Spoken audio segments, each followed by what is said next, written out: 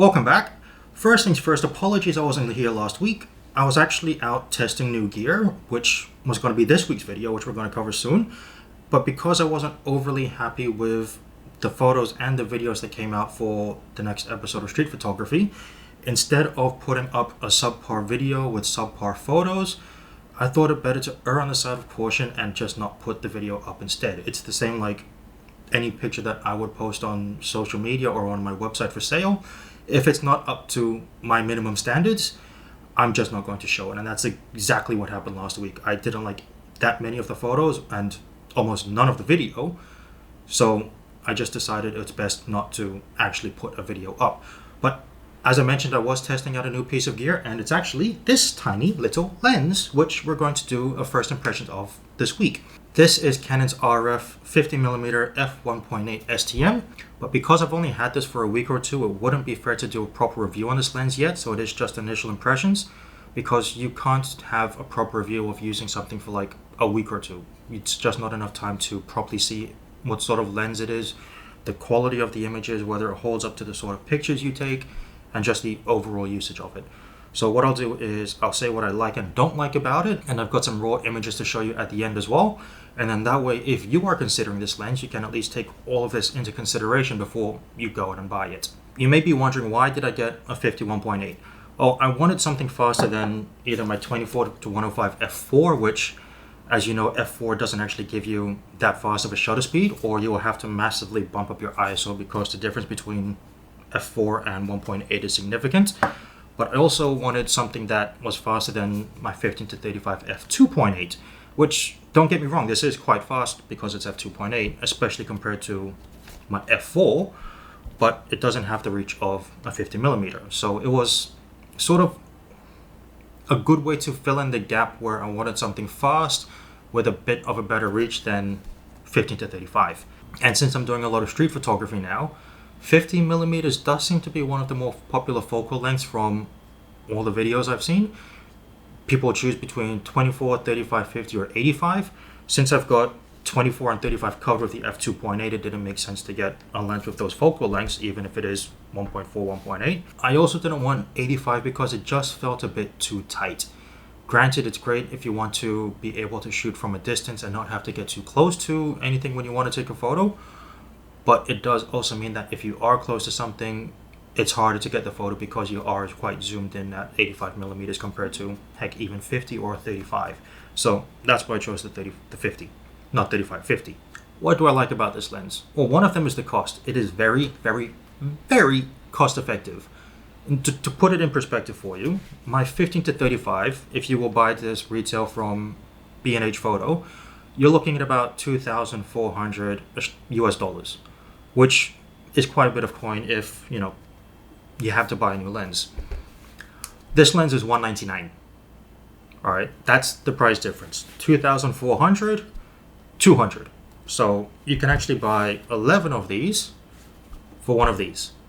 But at the same time, why would you buy 11 of the same lens? But even just putting it in perspective, my 24-105, this is about $1,300 US dollars. If I'm not 100% accurate, I'll put the prices down below.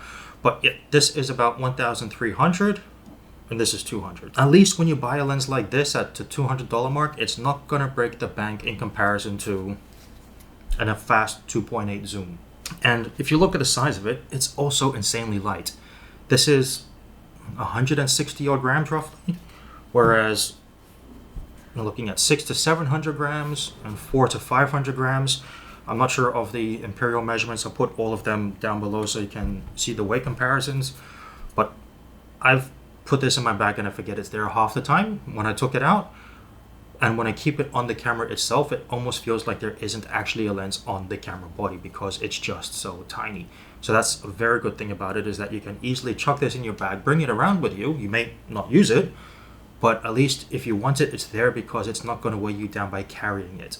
It's actually, the picture quality is not that bad considering it's, you know, a $200 lens that's f1.8, because even at f2 and f1.8 in the raw pictures you'll see, the images are actually quite sharp.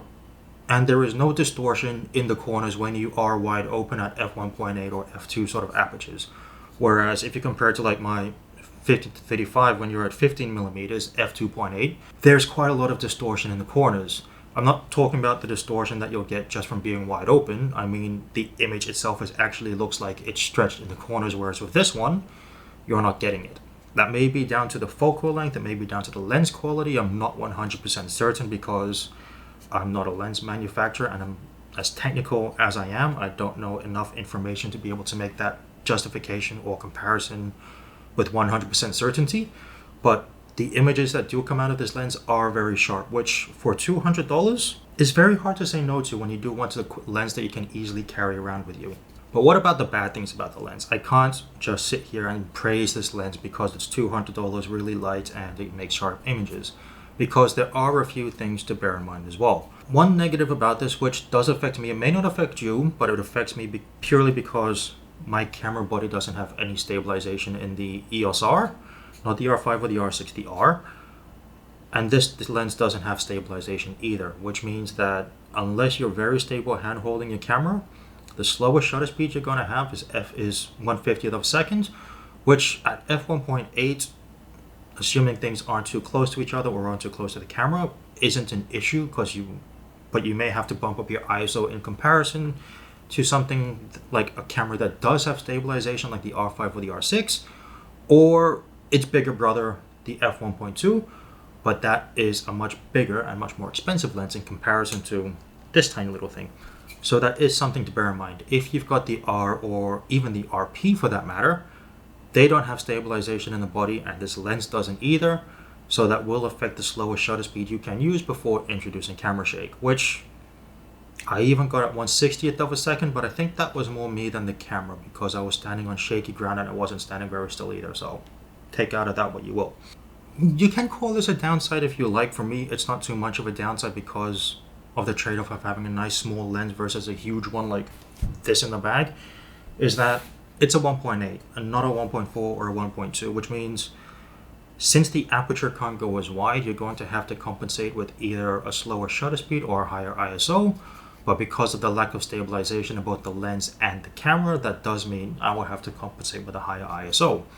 But in saying that, since most of the images that I've taken from this would end up on social media and not as prints, that's not too bad. But it does something just to bear in mind, that because you've got an f1.8, you can't open the aperture as much, which means you can't use a faster shutter speed the way you would with a wider open lens.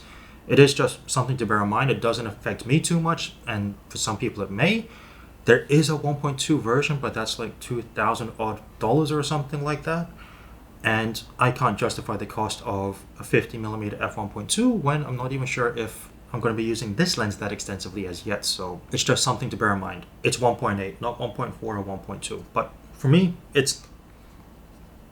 you can live with it, but it's personal preference as to whether you will or not. And I have noticed this lens does like to focus hunt a lot.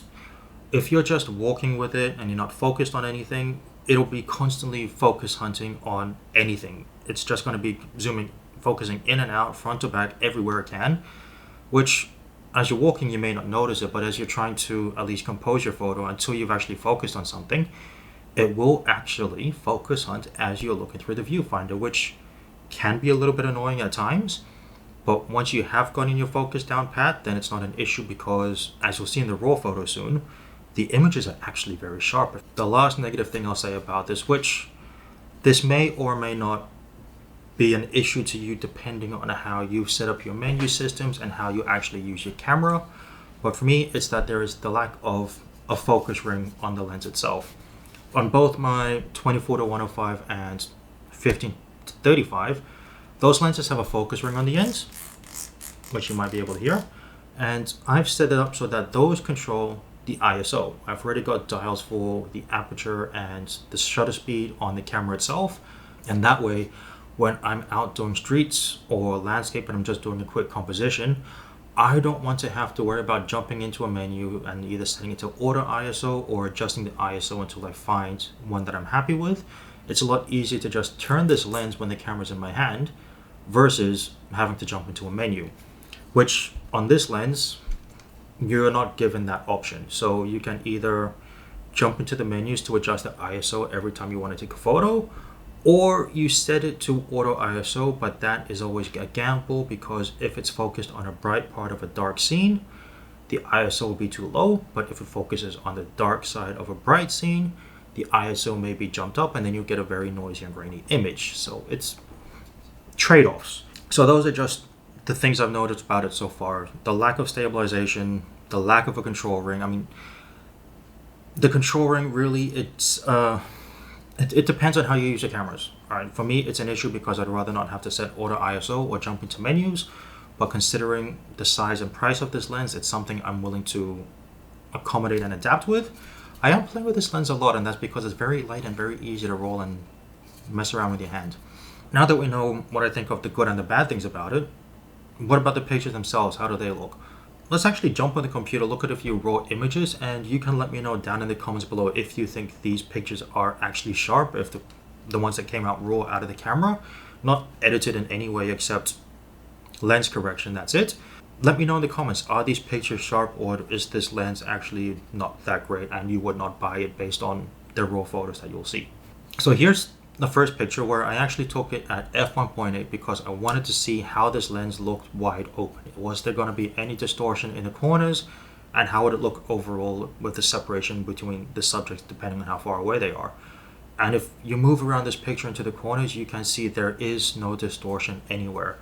But even this one at f2 on a very dark scene where I was able to keep it steady at 1/40th of a second on a lens without stabilization, that's not too bad. But everything is still very sharp in the corners, and the image itself I think is quite sharp of all the cars and the motorbikes weaving through Bangkok traffic. Oh, the motorbikes were weaving through Bangkok traffic, but the cars weren't going anywhere. So even at f2, it is still quite sharp. Most of it is in focus because it's not right in front of the camera and there's not too much separation between the subjects.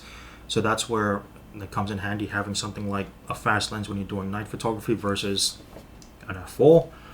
But in saying that, even this one indoors at f2, well, not really indoors, but at one of the SkyTrain stations, and everything does still look quite sharp and quite in focus, and there's not too much out of focus because nothing's too far apart from each other.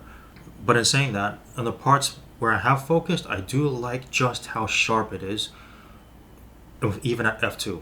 There's a lot of detail, it's very sharp. The parts that aren't in focus because it's shot at f2, I'm not overly fussed about.